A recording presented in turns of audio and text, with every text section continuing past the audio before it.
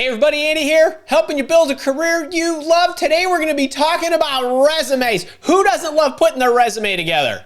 So we got a lot of firepower in the house. I'm here, Harley and Ginger are here.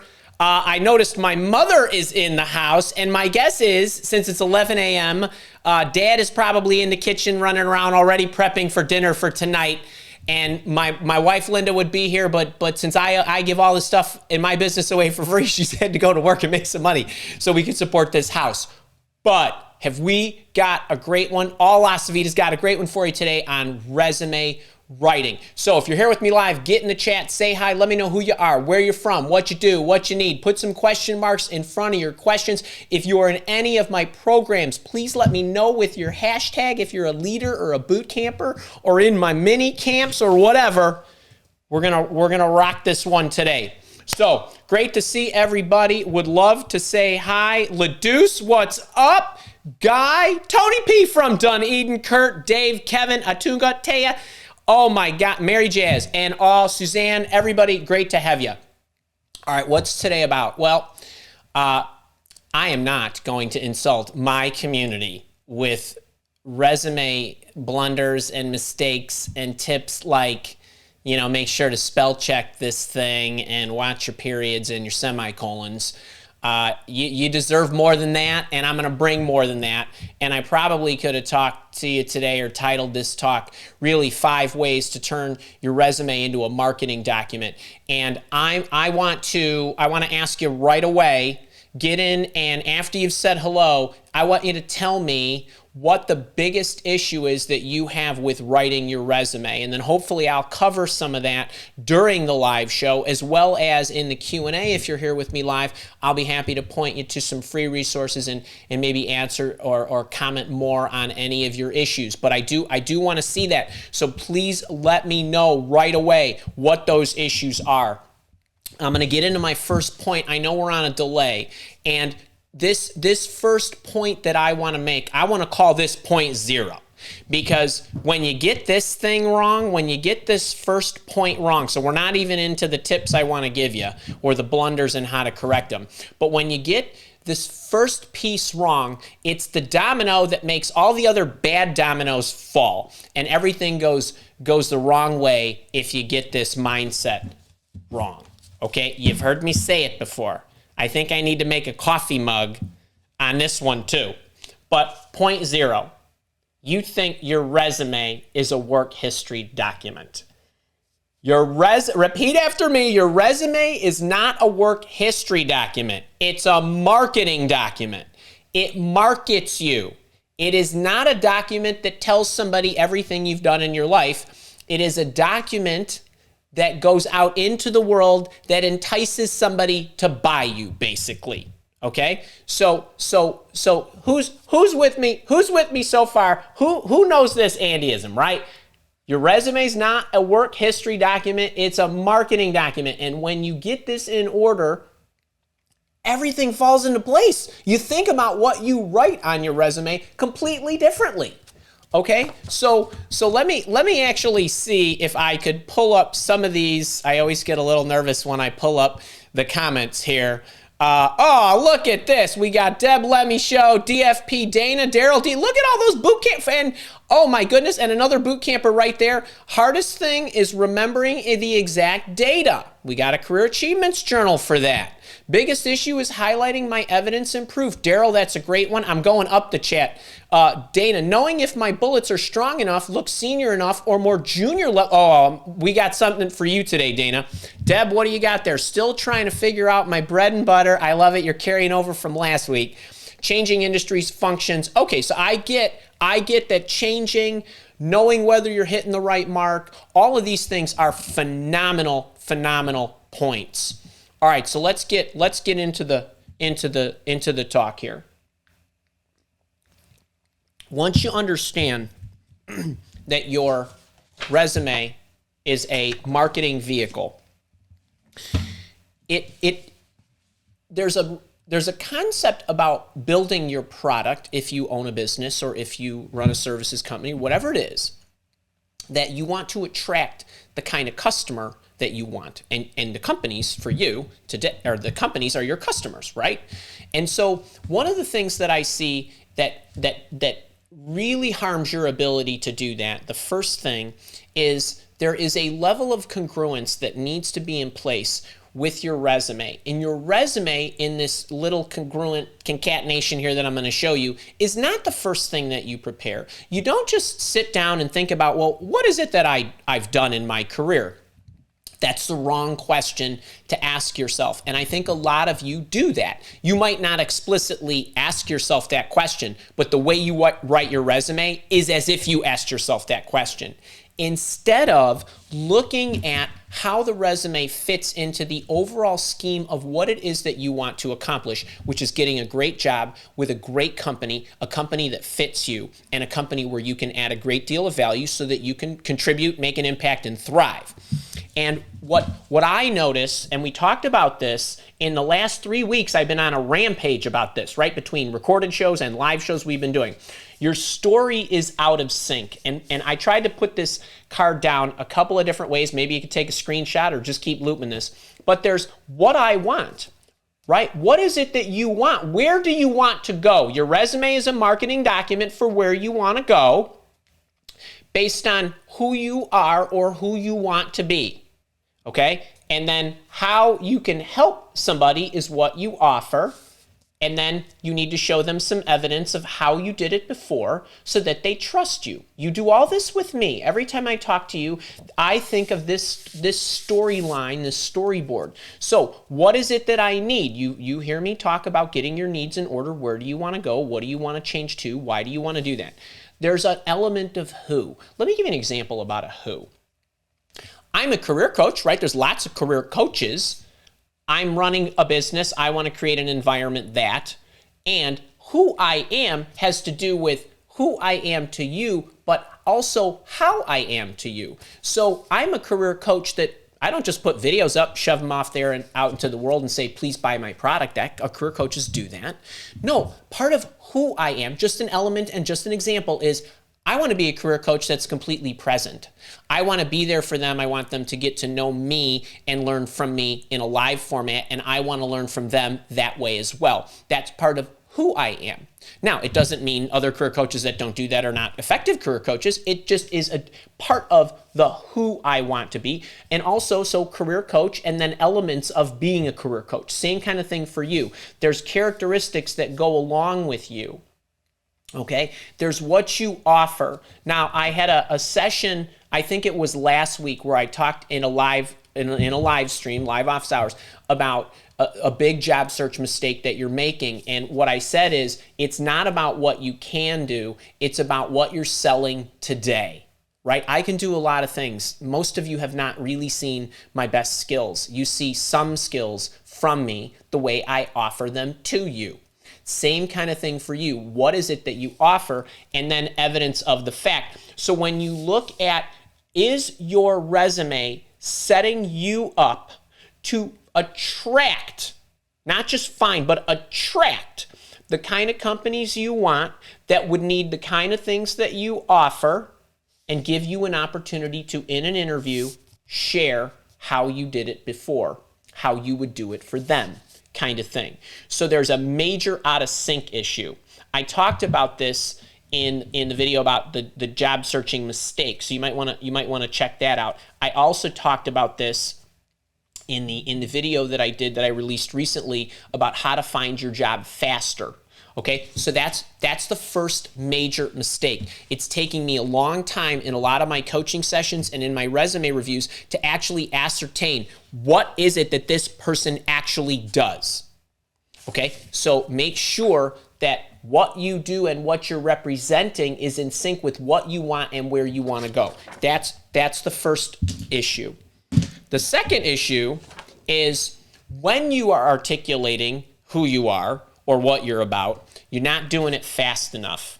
So who you are and your primary, and I think Deb mentioned this, the bread and butter skill needs to hit me in the head without me, like with my eyes closed, I should be able to see it and remember it. Actually remember that it's important that they remember who you are. They make an association. Right. You know, if for those of you that have read Interview Intervention, and you've probably heard the expression that I had in the book about, you know, they won't remember what you said, but they'll remember how you made them feel. They also remember you using usually 2 nouns or 2 adjectives, right? She was detailed and organized, right? When you think about somebody, oh, she's the tall redhead, he's the short bald guy, kind of, not to pick on the men, you know what I mean, right? Like, they do that. You need them to understand what it is that you do instantaneously. I'm not talking about a 5-second resume review. I'm talking about, is it crystal clear what you offer and how we would benefit by having you? That we need a senior project manager of some ilk, right? Does this come through very fast? I also talked about this last week and the week before with that video about how to find your job faster, as well as a big mistake that you're making. So it's not very apparent. This permeates not just in the search itself and the way in which you introduce yourself in interviews, but it also makes it more difficult for somebody who's looking at your resume to understand what it is that you do. Okay, these are really prominent mistakes that I'm seeing in many people's resumes. Okay, but it's not just the resume, right? It's how you introduce yourself, and it also carries your inability to distill down what you do and what you're about, permeates into your interview stories. It contaminates them because you can't get right to the point of the most important point. Okay, so this is another one. All right, now we're going to get into some of the deeper ones.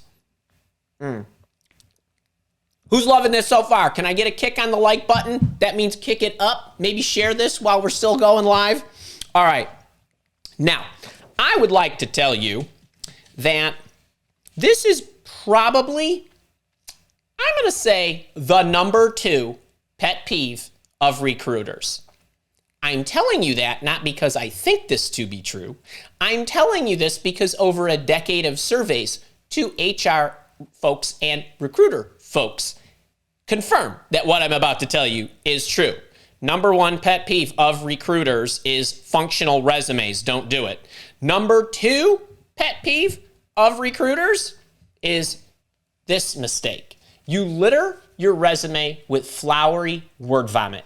Yes, flowery word vomit. That's what we call it. Uh-oh, that resume is filled with word vomit. What is word vomit? It's just like it sounds. A bunch of words thrown on the paper that make it very difficult to what? Ascertain what the hell you do and what is actually your bread and butter. And you're burying it around a bunch of words that don't say anything, mean anything, or if they mean something, I don't have the context to make the association that that's what you mean. All right, so what I see a lot of you doing is, let's start on this side of the card. You're very vague. So what does vague mean? Well, the first thing is business executive. I don't know what that is. I develop strategy. I don't know what that is. I run projects. I don't know what that is. I run projects to improve business processes. I still don't know what that is. Right? All the more common words that you're throwing into the resume are actually lifting its what we call fog factor. That's actually a thing, fog index, if those of you that don't know what that is. But, right, you're making it harder for me to read it and harder for me to understand it. So if you are not using adjectives that are very specific, that give me something unique to look at, to give me context of what you do, this makes it very hard. The other thing is, a lot of you are trying to trick the applicant trashing system, the ATS, so you're hoping to beat it by, again, littering your resume with flowery word vomit that you mistake for keywords that you think an ATS is going to look at and say, oh, the word strategy is in there umpteen times. This person must really be good at strategy. Except that flowery word vomit will never fool a recruiter, and it will just irritate them. All of this is aimed at you diluting your ability to be seen and understood. So it's not just that the resume is in front of me. I need to understand very quickly, what is it that you do? going back to what we said, what I was saying last week about your bread and butter, building it forward, being able to articulate it on the resume and in the introduction and through your interviewing stories. All of this stuff is connected. None of this stuff is independent. Your job search is one big box, one big black box. You go in, then you come out. It's all connected. So watch the work. How many of you think your resume is filled with what Andy endearingly calls word vomit? Okay, let me know that. All right.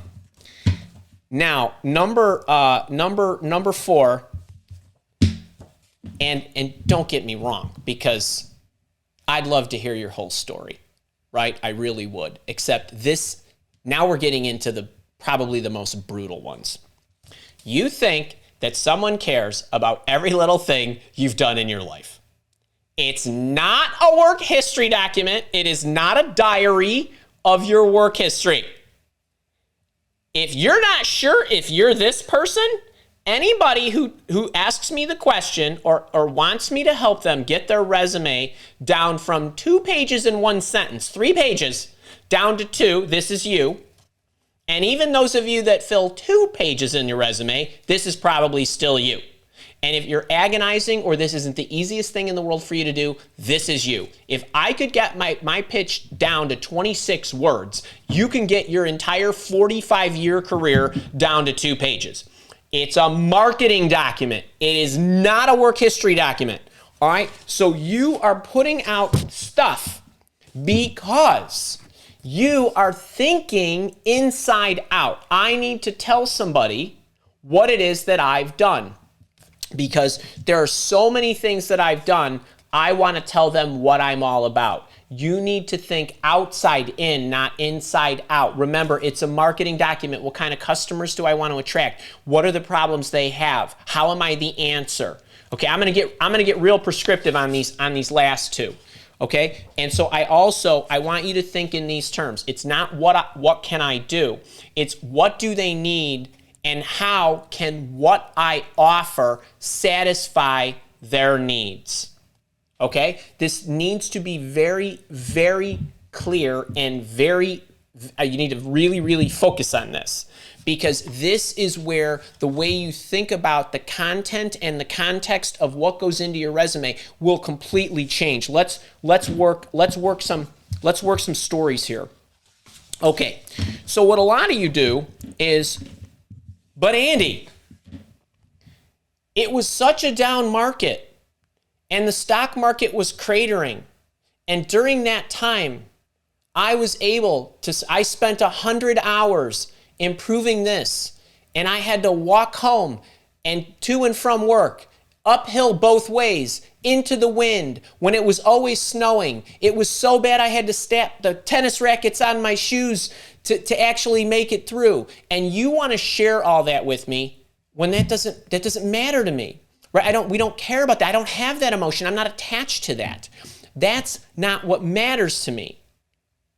But what you did in that project and how you benefited, that would matter to me. Okay? So I want you to think about that. Now, going back to the point I made about wanting to attract the kind of customers. Let me give you an example from me, and then I want to give you an example for you. If I think about everything that I do, and I show up here every Thursday, and every Thursday you see my resume and you interview me, right? And I would like you to hire me, right? Let's just think in these terms. And I think about the customer that I want to attract, so that determines what I'm going to present to you in the form of a resume and an interview stories. Now, let's run through this, and this is what I mean, and this is how I want you to think. Well, I would like to attract individuals who want to better their careers and who want to find a better job or a better company or whatever that is, right? That's item 1. All of you we're probably 100 for 100, or however many of you are here. Second thing is who are willing to put in the time to do that. We're probably still 100 for 100 or whatever is there, because you guys are right? You're here and you're putting the effort in, okay? Except that I would like them to pay something and invest in themselves in the form of my programs. Okay, I just knocked 97% of you out, right? Except that I don't want to just have them buy something from me. I want them to invest a lot of money so that I can help them at the deepest level. Now I knocked out 97% of the remaining 3%, right? And then I want them to be very picky about their needs and the kind of job that they select. I want them to perform well. And once they find that job, I want them to what? Continue to have a relationship with me and invest in themselves so I can help them with their career development. And so they can actually invest money so I can help them at a deeper level because they know that I can take them to places that they cannot go by themselves. But it doesn't stop there because even at this point, I still need them to put in the work. Okay, there's 8 things that have to happen for me to hit and attract my ideal customer. Don't get me wrong. I love all of you and in my community, and you can all benefit. Okay, but there's a huge difference between the person that spends $10,000 and the person that spends nothing or $100. And I want you to understand this in terms of how I want you to approach it. Because I like to show up here every week, and you all that do, who I love and I appreciate your attention for doing so, will benefit no matter what. And in the way that I put the talk together, here's the difference between if my goal was to sell a $100 product or a $10,000 product. Here's the difference. If I was going to come here today and tell you we're going to talk about resume bloops and blunders, I'd say, you know what? If my goal was to get them to buy a $100 product so I can help them, take that objective statement off your resume. Watch the periods and the semicolons and the colons. And you know what? When you write a bullet, put an action verb in front. That's good too, right? Those are the kind of tips that I would stress if I was my goal was to attract a person who either didn't want to spend any money or was willing to spend $100. Except that that's not the talk we're going to have today. The talk we're going to have today is about mindset and marketing you so you can get a job that you love and thrive in it. Now, somewhere down the road, somebody's going to stay with me for a number of years. One of you will, right? Except that I know you'll all benefit from this talk. So this is what I put out into the world instead. And there's nothing wrong with career coaches that want to talk to you about periods and semicolons. I just feel like you deserve more, and I'm trying to attract a different kind of customer. Now I want you to think about you.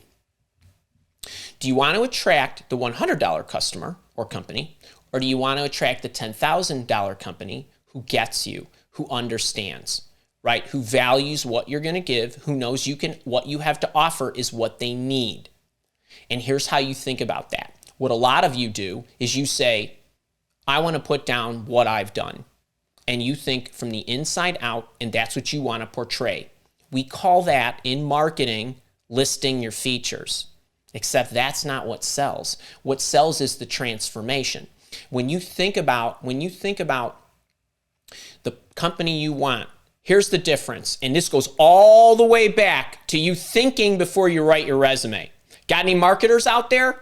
All right, any of you marketers. All right, what's a marketer do?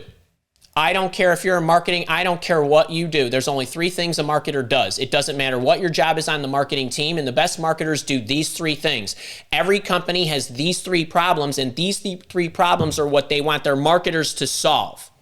What most marketers would do, and I'm not picking on marketers, I'm trying to help them, and any of you guys, just insert your title here. Right? You think about what you've done, and that's what you want to put on your resume. Instead of asking yourself the questions, what are their problems? Here's what every company's marketing problems are. Marketers do this, number 1, increase brand awareness.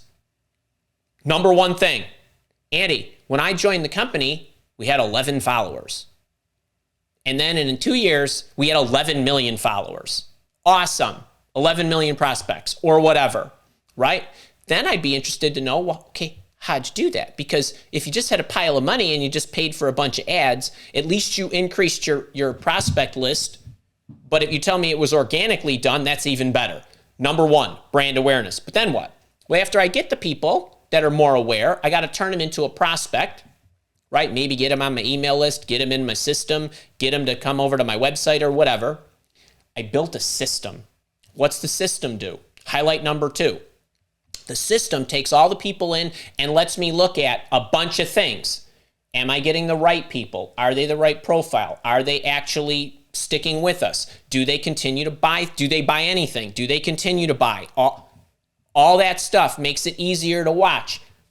Awesome, you built that. Highlight number 2. So that what? Highlight number 3. You can increase sales and do what else? And decrease the cost of the sale. Right? So how do I know if you did that? Well, you increased the number of bodies you had that were coming in that you were going to help. You then figured out a way to analyze what was going on. With that analysis, although your first pile of 11 million people, only 50,000 of them bought something from you, that's not really great, right? Except that by the time you hit me with the third bullet that says, yeah, but the next 11 million, 5 million of them bought because of all the analysis that we did in the second bullet thing that highlight that I have for you, right? And so we made the salesperson's job easier because we were giving them leads that were more likely the buyers that we wanted, that decreased the cost of sale, that increased our revenue, and we did it a lot faster. That's it. Every business has those 3 problems. You marketers, your resume needs to have those 3 highlights. Your resume has those 3 highlights. I won't even look at the professional experience section because I won't need to get that far because I'll be squealing with glee and getting you on the phone or on the Zoom or in my office so fast because you'd have to barf on my shoes for me not to hire you. Okay, so this is what I mean. What is it that they need? Do they get that? Right? Think outside in. That's what determines what you want to present. There's an ideal mixture of 3 for every single one of you. You're an accountant, a salesperson. It makes no difference. An engineer. Whoever you are. What are their problems? You put that out into the world, people will be falling all over themselves to hire you. Okay? So you got to think about that. And where do you do all this? In the top half of the resume. I don't even need to get down to the other stuff. I don't even care. If you could tell me you can do those 3 things. By the way, for any of you marketers out there, you now have my job description because if you can do those 3 things, you can boss hunt me and say, Andy, I was on your live show where you getting all amped up about what a marketer needs to do, and I do that. Okay? This is what I'm talking about. Think about the people you want to attract, the companies you want to attract, the ones you want to work for, the ones that get the fact that that's what marketers do. And it doesn't matter where you are in the marketing team. You do something that contributes to one of those 3 things, right? Did you design the white paper that the engine nerd couldn't do because you're the marketing analyst and you know what goes over well with people who are going to take it? Great. You're increasing leads. You're increasing brand awareness, right? You're presenting it in a manner where people who are more likely to buy from you are going to take it. Everybody in the daisy chain does this. Okay? So think about what it is that, right? Think about, we don't care about this. We care about this. Right? What is it that they need and what have I done? So somebody was asking me, I think it was Dane, about I'm not sure if my bullets are powerful enough. It is, the power has to do with the synchronization of whether it aligns to the things that they need. If you are having a very hard time distilling down what it is that you do, you're going to have a very hard time connecting how the bullets and the projects that you've done meet the problems and solve the problems that they have, right? Because all you're going to do is get in the interview and confirm how you're the answer. All right? So think about that. All right, now I saved probably, well, that might have been my favorite, but I think I might have saved my favorite for last. All right, wait. Who's tracking with me right now? Throw me some stuff in the chat. I want to keep my cards in order for the recap. Got my marketing machine. Can you guys see that? Got my marketing machine funnel. All right. Before I give you this card, okay? I'm gonna give this to you. We're gonna do a little I don't call it a role play or whatever you want. Okay. Can you tell? Go in the chat after I go through my little thing here, and you tell me what the issue is. My name's Andy. I'm a career coach. I coach people, right? I coach them. And, man, I spent years building a system. Yeah, it's a job searching system, but you know what? I'm really proud of the fact that I built this platform on a software product called Kajabi, and I spent thousands of hours putting up web pages and building the product, and I make some videos for them, and I give them coaching sessions every month, and every morning when I wake up after I have my 8th cup of coffee and I get into the system, and I type them some responses to their questions. It's called customer service. And I even do some free webinars and video series. I expect a salary of $1,000 an hour. Do you want to hire me? Okay, that's what your resumes look like. That's what most people's resumes look like. And you get where I'm going with this, right? You get where who understands that problem?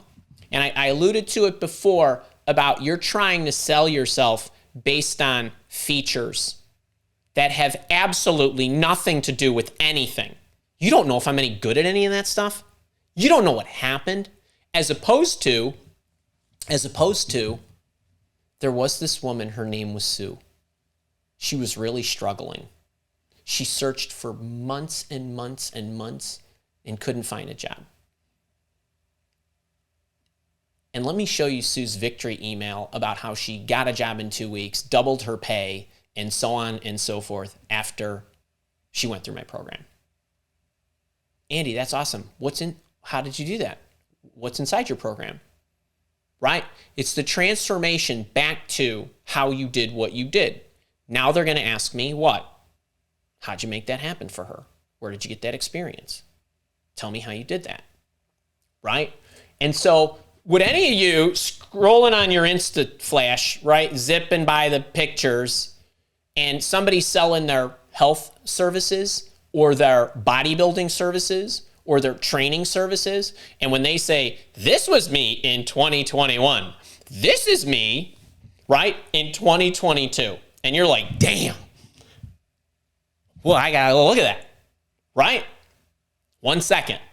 They got you, right? They at least got you looking, right? And so now it's up to them to explain to you how it'll benefit you. Not all the years of studying and getting a master's in whatever, dietary this or that, and kinesiology that, this and that, right? No one cares. I don't care about that. Tell me how you went from there to there, right? How did that person achieve that? So you guys are all about the activities. Yeah, I do all those things I sent to you. You see me for an hour each week. Do you have any idea the 99 other hours that go into making this happen? Right? Instead of the benefits and the transformation. What are these? Right? So I want you to think about this. What do I do? Andy, that all sounds great. Can you break it down for me? Activities or housekeeping? Here's housekeeping. Let's go back to me. Housekeeping. I'm a career coach with X years of experience. I have sold 17 different types of training products that cover this and that and the other thing. There's 58,000 paying customers in my programs from 192 countries in the world. That is housekeeping, housekeeping, housekeeping. All that tells the employer is, oh, he sells a lot of stuff. Okay, that's great. You gave me an order of magnitude. Order of magnitude, fine. I manage the customer service team and everything that goes along with it, and the 27 people that answer all the phones in the 15 locations that they sit. Right? Kind of housekeeping, okay? Then, what are the bullets? What are the bullets reserved for? The great 8. How many of you go to the Andy School of Resume Writing? What are the great 8? What are the bullets? The highlights in your resume and the professional experience bullets made of. 8 points. Revenue generation. Market awareness. right? Customer attraction, customer happiness, employee happiness, company growth, cost reduction, or process efficiency. If your bullet does not cover one of those 8 things, take the bullet off or dump it into the housekeeping area. Okay, if you don't know what the housekeeping area, all you need to do is take that free resume template that Stacy so nicely put in the chat for you. Okay, and then if you're wondering what the acid test is, when you write the bullet to show the benefits, what happened as a result of me doing what I did? If you have not answered that, your bullet is incomplete. And actually, the what happened part goes first. I raised revenue. I reduced cost. I increased prospects, right? I eliminated X% of. Okay, those are the grade 8. So every employer, every single person, employee that works for every single employer of all time does one of those 8 things or contributes to one of those 8 things that may occur downstream. But that's your focal point. And then what happened as a result of me doing what I did is what you want to ask yourself. All right, now, if you do these things, you will have a marketing document, not a resume document. Now, I want to cap this up I got a couple other things. All right, number 1. Get the story in sync. What I want with who I am, with what I offer, and evidence of the fact all sits on the same plane, all continuous. Second thing, you got to do it quickly. Third thing, no flowery word vomit, please. You don't need to put everything out there. You want to think outside in, not inside out, and you want to show benefits, not activities, okay? It's okay to list activities for context. All right, now, if you're looking for more help with this, there's a couple places you can go. I've got a couple videos, free videos in live streams that we just did in the last couple weeks. Now, I don't know when you're watching this, and we might have clipped this out, and it might be, a month from the actual live show or a month or 2. But how to find your job faster in 2022, the number 1 job search mistake, that live stream. And if you are interested in my job search coaching program, the last 2 sessions, we did resume writing hot seats where we pulled the person up, we pulled their resume up, we talked to them, we looked at what was in their resume, I showed them how to sync this all up, and I explained to them the issues that they would have as they were going into the interviews. We did a couple dozen of these, so you got a lot of data. That was March's session and April's session, and what's coming up in May, I don't know if you're watching this, and boot campers, I guess this is a heads up for you. I'm going to teach you how to introduce yourself. This is not the tell me about yourself, but it is the lead-in to all of that. And so we're going to do the same kind of thing. We're going to kind of hot seat with the resume. We'll get the person up. We'll talk to them. And then I will actually introduce them to themselves. So it should be a lot of fun. If you're interested, let me know. You can check out the program or support at milewalk.com. Any which way, if you got value out of this, make sure to smash the like button. I hope you're subscribed to the channel. If you're here with me live, we're going to the chat right now. If you're not, I'll see you next week. Have a great one.